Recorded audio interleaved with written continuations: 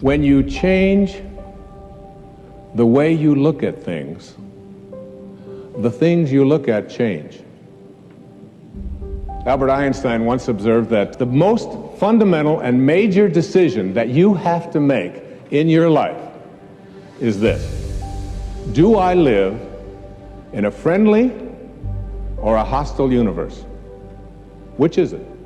Is it a universe that is filled with hostility and anger and people wanting to hate each other and people wanting to kill each other? Is that what you see? Because when you see the world that way, that's exactly what you will create for yourself in your life. This is from great scientific minds. And the interesting thing is that this is not just a clever play on words, that when you change the way you look at things, the things you look at change. I'd like you to imagine the following scene. You're in your house. You've got your car keys in your hand. The lights go out. Power failure. You can't see a thing. You stumble around in your living room and you drop your keys. And you look around for a moment and you realize that you're never going to find them in the dark. But you look outside and you notice that the street lights are on. So in your mind, a light bulb goes off. I'm not going to sit around here in the dark and grope around looking for my keys when there's a light on outside. I'm going to go out here under the street light and I'm going to look for my keys. Why are you laughing? This makes a lot of sense. So you're out here and you're groping around and you're looking for your keys and you're looking and your neighbor comes along and says, "What happened, Wayne?" "Well, I dropped my keys." "Oh, I'll help you look for them." And the two of us are now down here looking for our keys. And looking. Finally, he says to me, "Excuse me, but where did you drop your keys?" "Well, I dropped them in the house." He said, "You mean to tell me that you dropped your keys in the house and you're looking for them out here in the streetlight? Doesn't make any sense." And I said, "Well, it doesn't make any sense to grope around in the dark when there's light out here." Now you laugh and you think how silly that is, but isn't that exactly what we do when we have a problem, a difficulty, a struggle that is located inside and we're looking for the solution outside, someplace outside of ourselves? It would be like going to the doctor and telling him all of your symptoms, and the doctor says, "Oh boy, you've got a lot of symptoms." And he starts writing out prescriptions. You need a prescription for this symptom, you need a prescription for that symptom, and finally he gets this 4 or 5, and you go to walk out, and you say, "Well, I'd like my prescriptions." He said, no, I'll give this one to your mother-in-law, and I'll give this one to your neighbor, and I'll give this one to your daughter, and I'll give this one to your father." I mean, you're the one with the struggles and with the difficulties. Expecting somebody else to change or something outside of you to get better in order for you to make your life work is something you have to really take a hard look at. It's in here. And this is a very difficult principle for many people to get, but one that I believe very strongly in. I was in a group one time of drug addicts and alcoholics. And the sign on the wall said, "There are no justified resentments in this group." What I said to that group that night was, no matter what anybody says to you here, no matter what kind of anger comes directed towards you, no matter how much hate you may encounter showing up in your life, there are no justified resentments. Meaning that if you carry around resentment inside of you about anything or about anyone, and I'm talking about the person that you lent money to and hasn't paid you back, I'm talking about the person in your life that you feel was abusive in your life, I'm talking about the person who walked out on you and left you for somebody else, I'm talking about all of the things that you have justified in your heart and in your life that you have the right to be resentful about.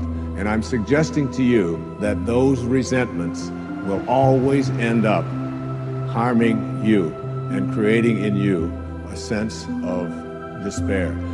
No one ever dies from a snake bite. The snake bite will never kill you. You cannot be unbitten. Once you're bitten, you're bitten.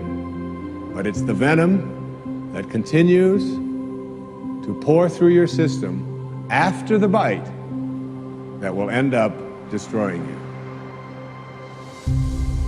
There are many ways to get the things that we want for ourselves in our lives, but basically, it all begins with how we choose to think. As you think, so shall you be.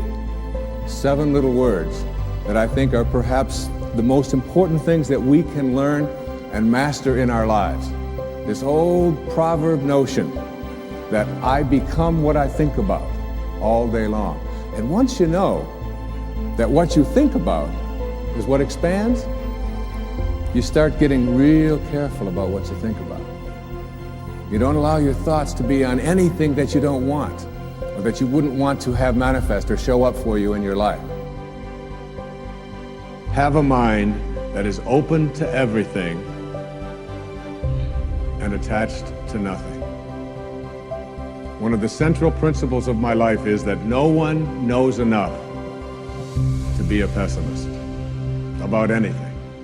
And that each and every one of us, when we close our mind to what is possible for us or what is possible for humanity, closes off the genius that resides and lives in each and every one of us. Having an open mind doesn't necessarily mean finding fault with all of the things that you've been taught by others. It means opening yourself up to the potentiality and the possibility that anything and everything is possible. So having a mind that is open to everything and attached to nothing really means finding within ourselves the ability to get rid of a trait that I find so common in the contemporary world. Do you know that most people that I meet spend their lives looking for occasions to be offended? They actually are out there hoping that they can find some reason to be offended. And there's no shortage of reasons. They're out there everywhere. The way this person dressed, what this person said, they turn on their TV, they hear the news, they're offended by this. Someone used language that they didn't like, someone doesn't share the same customs that you, and people all day long. In fact, if you keep track tomorrow, you will find probably 100 reasons that you can go around being offended. But a mind that is open to everything and attached to nothing is a mind that says, I'm never looking for anything to be offended by. And that whatever anybody else out there has to say, my response to that is, that's an interesting point of view. I've never considered that before. The next principle I call don't die with your music still in you. And who better to quote than Thoreau when he talked about some of us hear a different drummer, and we must march to the music that we hear. But all of you have some music playing, and all of you have a heroic mission. There's no accidents in this universe. We all show up here with a purpose. There's an intelligence that is a part of everything and everyone, and all of us are connected to it. And too many of us are afraid to listen to that music and march to it. You out there, I know you have a book you wanted to write. I know there's a composition you wanted to compose. I know there's a song you want to sing someplace. Maybe you want to raise horses out in Montana. Or maybe you want to open up an ice cream shop on Cape Cod. Who knows what it may be. Maybe you just want to travel and see the world. Maybe you want to go into a relationship with someone but you've been afraid to, but your heart says it's the right thing to do. All of us feel something. And in Leo Tolstoy's famous novel, The Death of Ivan Ilyich, he asks this question that would be terrifying to me.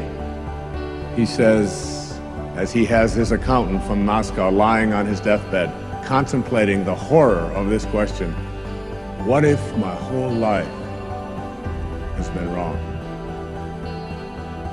I've known what my music is. It's playing right now. As I stand here in front of you with these cameras and in this place, and as I sit down and write my books and tell the world what I know are my truths, I feel always completely on purpose and fulfilled. And no time will I ever come to the end of my life and say, what if my whole life has been wrong? Whoever you are, whatever that music is, however distant it may sound, however strange, however weird others may interpret it to be, don't get to the end of your life and know that you're going to leave and not have it played yet. Don't die with your music still in you.